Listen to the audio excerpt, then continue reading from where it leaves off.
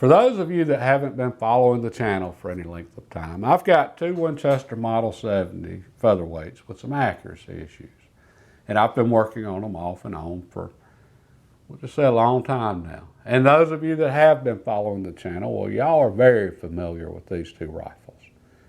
Well, I think we finally got them dialed in. I think they're where they need to be now.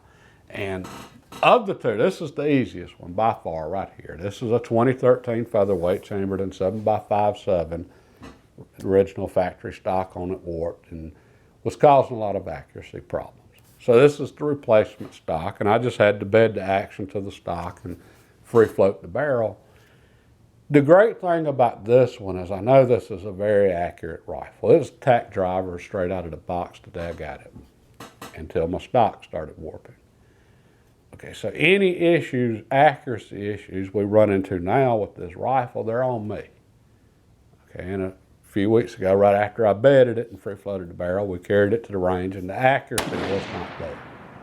Well, sure enough, it was on me. I didn't have enough clearance between the barrel and the fore end. Right, so I was getting a little contact there. And last week I brought this one back to the shop here, and I sanded and I sanded and I sanded on this barrel channel right here on the end. Apparently this fore end tip, the black part here, is made out of some sort of resin. And then there's two metal studs in here that, we'll just say neither one of those was sandpaper friendly. And it took some serious sanding, which normally opening up a barrel channel, getting clearance does not take much sanding. In fact, we have to be careful not to sand too much. And it's real easy to have the barrel contacting the stock in one spot while we're just sanding away on another spot trying to get clearance. So we have to pay close attention to it, but I did pay close attention to this one, and it's still close. But I think we're there on this one. Now this has been the problem rifle right here. 1982 Winchester featherweight, chambered in 257 Roberts, XTR. And I have struggled to get this rifle to shoot since the day I bought it, however many years ago. I've made progress, but still a long ways from where I want it to be. Well, I just redid the bedding on this rifle. And I don't know if it was bedded from the factory or individual, but I never did trust the bedding job in here. So the one way I can be sure that the bedding's right is to redo it myself, and that's what I did. And we're about to find out if I got it right. But assuming I did, I can't think of any reason left why this rifle right here won't be an absolute tack driver. So I'm going to take this one apart. We're going to see if I got the bedding right, how that turned out. I'm going to clean it up, put it back together, check the barrel channel, and then we're going to the range, and we're going to find out if I finally got these two rifles where they need to be.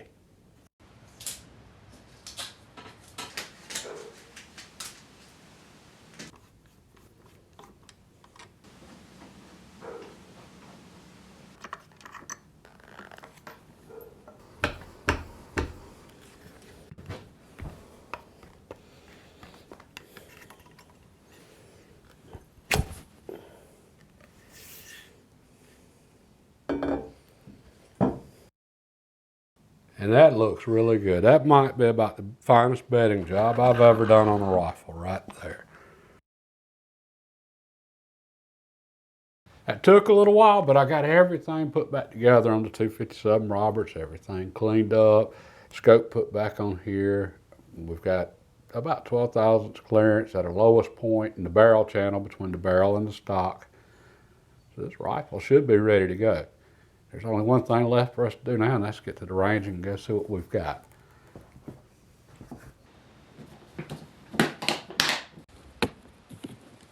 Now, I just need to get some targets set up and we can get to shooting.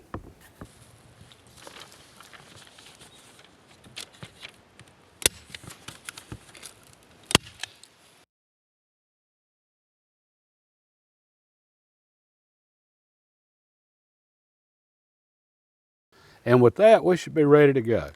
And today I'm really going to get to put my bore sighting skills to the test. I loaded up some sample rounds for the 257 Roberts. We're going to start with it. I've got to bore sight this scope, and this scope's never been on this rifle. I know it's way off, Since I don't have any extras, I really want to put these first few on paper. So let me get the bore sighting and then we're going to get to shooting.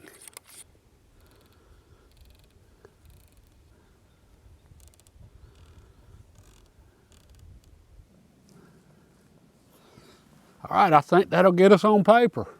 I'm starting with the 117 grain Hornady interlock with H4350 powder.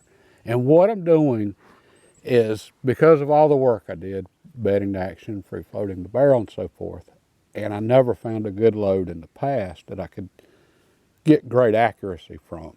Well, I don't think it's the loads, I think it's just the setup and me and a lot of other variables. So I'm going to go back and do load testing for this rifle. But rather than do my normal incremental load testing where I'm starting at mid-range and powder charge and then slowly working my way up in pressure, I'm trying a lot of different sample loads today. So that rather than 20 rounds of one bullet and powder combination, I'm going to try 3 rounds of a bullet and powder combination and try a lot of different powders and bullets. And I'm not on the max charge, which I've shot almost all of these loads before. There's one new bullet I'm trying, but I'm still not at max charge on it. I want something getting close to it, but not near it. I'm just looking for something that shows some potential. And then we can go back and do more precise testing later. But this should let us know what we're looking for. If we can just find one of these that just shows potential. So let's see what we get here. And hope it's on paper.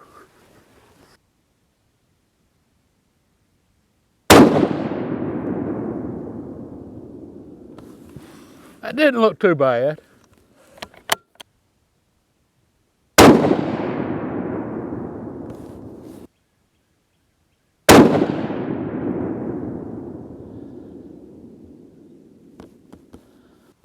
Okay, I would love to have started off with a better group, but in all honesty, that really wasn't fair to that load, seeing how everything's just settling in, dismounting this scope on here, the bedding, everything. I wouldn't have expected that first load to be great.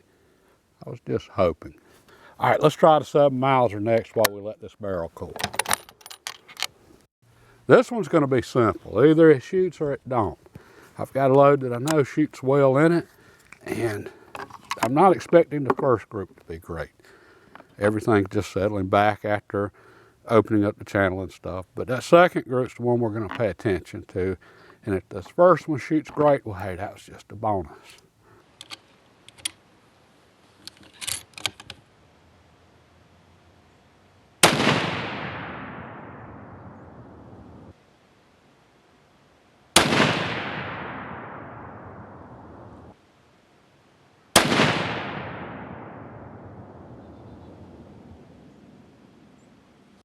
Now we're going to try 110 grain into 257 Robertson. This is also with H4350 powder, and I'm not sure who made the bullet. It was a blemished bullet from Midway, and this was either a Hornady or a Nosler, and I cross-checked the data for both, and load datas were similar. This is the one bullet I haven't tried, but I'm on the conservative side on my powder charge here, so we should be fine.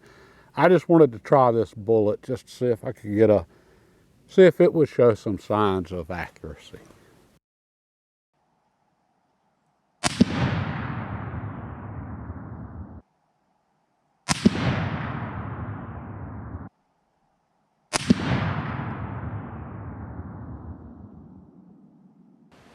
Okay, that was starting to show some potential. This group should tell us everything we need to know in the 7mm Mauser. That first group, things look to be settling in. Now, I really want to take my time on these and make them count, which I want to make them count on all of them, but this is the group I'm really curious about.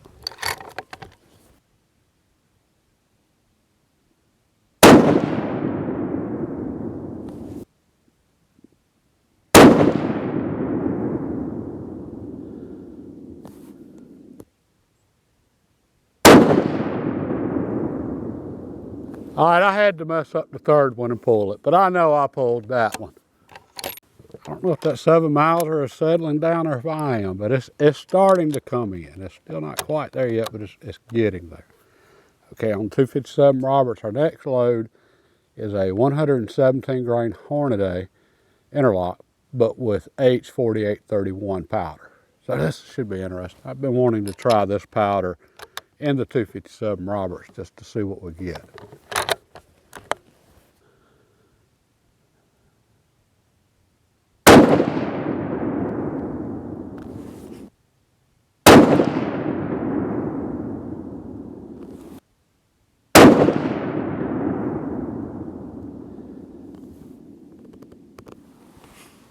I have no idea. We're running out of daylight quick at this point, and the temperature's plummeting, but I want to try one more group through the 7 Mauser. I believe it's almost there.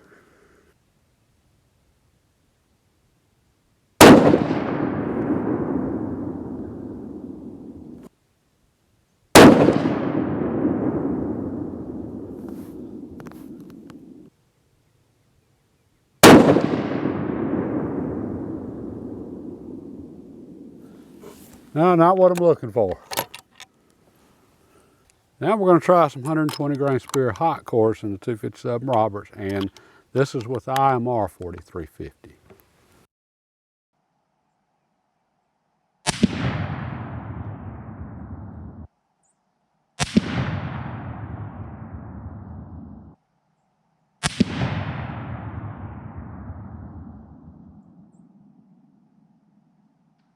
Each group on this 7 Mauser seems to be getting better and better, so let's try one more and cross our fingers and hope this is it and she's where she needs to be. And I think once it settles in and I settle in, I think the 7 Mauser is going to be ready to go.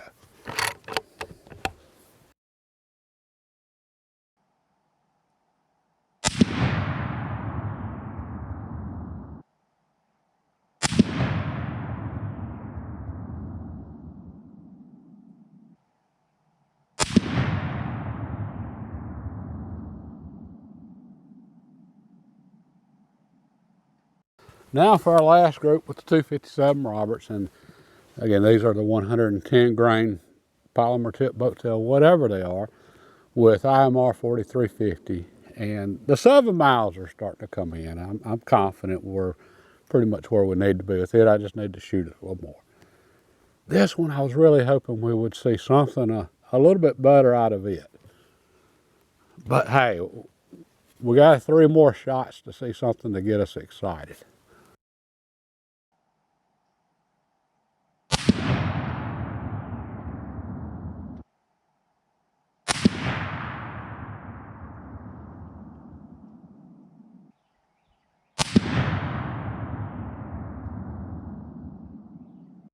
Okay, not exactly what I was hoping for, but you know what I was hoping for. I wanted to see some little bitty tiny 1-hole 3-shot groups, half MOA, quarter MOA type stuff. Didn't happen, but we're almost there, at least on the 7 Mauser. The 7 Mauser, it was really starting to come into its own. It's settling in, and I say settle in. All right, if we look at our target for it, okay, the first group, whatever that was, just ugly. Second group, okay, it settled down, got a decent group there. Third group, first 2 shots touching, showing some potential. But if we look, okay, between the second group and the third group, we had a pretty big change in the point of impact. And I'm calling the center of the group the point of impact. So we're fairly well centered on that second group. That third group, we're 1.5 inches left. And so we had a shift of 1.5 inches in our point of impact. But then if we look at the third group and the fourth group, and the fourth group wasn't horrible, but we didn't have nearly as much of a change in the point of impact center of the group. Still a little shift there, but not nearly as much. Okay, so at this point on the 7 Mauser, I just need to go shoot it a few more times, and it could still be just a little too tight between our clearance between the barrel and the stock. And with that third shot, all of a sudden a flyer on our third group, that's what I would expect to see with the clearance not quite being what it should be. All right, so we've got clearance, the barrel's not touching the stock, but then as we shoot a few rounds, that barrel warms up. Maybe it's just close enough that it's throwing off the harmonics. Okay, so we're almost there on it, and it will definitely be sub-MOA when we get done with this one. Okay, 257 Roberts. Okay, I've struggled to get this one to shoot since the dad got it, and I'm still struggling. We did see one group around 1.5 inches. Okay, and I don't know that that would repeat if we went back. Just still not there with this rifle. And this is just one I just haven't figured out. And the day I bought this rifle, or the first time I carried it to the range, and I seen it all over the place on the shot group, I could have sold the rifle right then. I could have just passed it on to somebody else. It'd be their problem. I could have gotten the money back out of the rifle, perhaps made a little money, and just went and bought something else that would shoot. I would have saved myself a lot of time and trouble, aggravation. At the same time, I wouldn't have learned anything. And obviously, I still have some stuff to learn here. And I'm starting to rethink something that Colonel Townsend Whalen, he said, only accurate rifles are interesting. I am starting to question that. I'm starting to think it's the inaccurate rifles that are actually the interesting ones, because I don't ever shoot my accurate ones. I'm always trying to figure out the inaccurate ones. The accurate ones are boring. All right, so this is my most interesting rifle right here, and I really have learned a lot thus far on this one, but I've still got something else to learn, and I don't know what yet. We're just going to keep at it, keep experimenting, and see where we end up. And at this point, the bore looks great on this rifle. We know we've got, free-floated barrel now. The action's bedded. I was extremely happy with the bedding job. At this point, I'm thinking either the Crown, or with the older featherweight rifles, thin barrels. What they used to do back in the day was they would bed the entire stock, right, all the way down, so that the barrel channel was bedded and everything. And the reason for that, the theory back then was that the thin barrels were they had too much flex in them. All right, so bedding the entire stock would add rigidity and reduce the amount of flex in the barrel. And they got some really great accuracy doing that. All right, the thinking now, though, and it's changed. Okay, this 2013, it is a tack driver, and with the free-floated barrel, the heat treating's a lot better on the new rifles, the barrels. They're a lot better at getting the stresses out of the barrels during heat treating. And the thinking now is that the older thin barrels weren't as accurate because of the stresses in the barrels. And then once they heated up, they started to wander all over the place.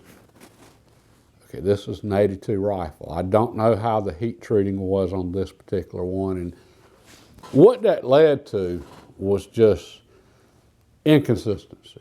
All right, so you had some thin barrel rifles that were tack drivers and then some that weren't. Maybe this one does have a little stress in the barrel. When it warms up, it's starting to wander. So maybe the bedding it all the way down, maybe that would add just a little extra rigidity to this and keep it from wandering as much and bring the accuracy in on this. Won't wait to find out, but I think I'm going to start with that Crown. This rifle here, there's no reason I can think of for it not to be a tack driver. I mean, we've gone over pretty much everything at this point. So, and as far as loads, I know I still haven't found the right load for the rifle. Finding the right load, it would shoot better, but some of these groups out of this one's just ugly. So, yeah, I guess that'll be the next thing. Have the Crown checked out, see what we'll get on that one, and then if we're still all over the place, then bed the barrel channel itself. Now, as to when I'm going to get to any of this, I have no clue. That's why the 257 Roberts in particular has been an on-again, off-again project for so long now. We only have so much time. And right now, we're changing the season. Spring's almost here. Right, so I've got work to do to get ready for what's coming in the spring, and I'm about to be busy. Seals to change in the lower unit on my boat to get ready for spring fishing. It's time to start working in the garden. Might turkey hunt this year. I haven't decided yet. All right, there's only so much time to get it all done. And the thing about God's seasons and his timetable is we got to be ready for it when it gets here. It doesn't wait for us. All right, so if I want something to harvest in the summer and fall, I've got to be planting in the spring. If I want fish in the freezer this summer and carry me through next fall and winter, I've got to be out on the water this spring catching some fish. And it's almost here. So yeah, it's fixing to be off again till probably a couple months. And then I'll pull this one back out and start on it yet again. God bless, and y'all have a great day.